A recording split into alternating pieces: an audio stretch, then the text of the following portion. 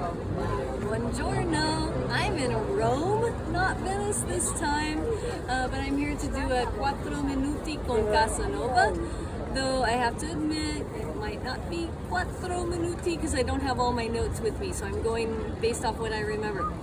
But this building behind me, that one, that has kind of the orange upper floors and the white main floor, ground floor. So it's not the same building as it was in the 18th century when Casanova visited, but it is the location.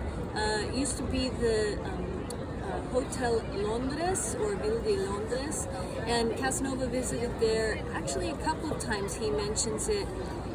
To be honest, in his memoirs, he calls it at one point the Ville de Paris, which he got his dates or his names mixed up. As we know from his translator Willard Trask and other translators. But anyways, at that point, it was a hotel run by Charles or Carlo Roland, who came from France and opened this big hotel here in the Piazza di Spagna. So I didn't actually mention, just over there, if the camera will point to that direction for a moment, you'll see the Spanish Steps.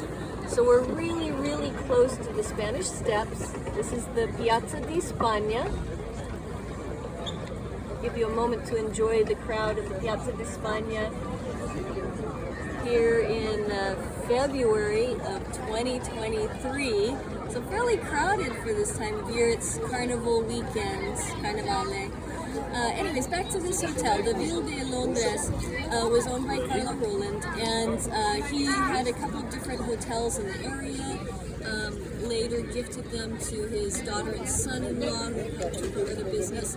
But Casanova writes about staying there, and also his friendship with Roland. He writes about Roland a few times. So I'll have to give you all those details about Roland in writing in the blog.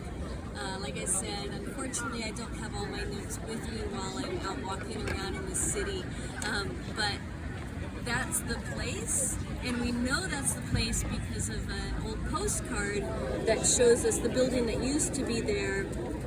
That building has been torn down and a new one built, so but at least that's the location. It used to be a place where Casanova slept at night, so that's kind of cool. So thank you for listening to this extra edition of Quattro Minuti con Casanova.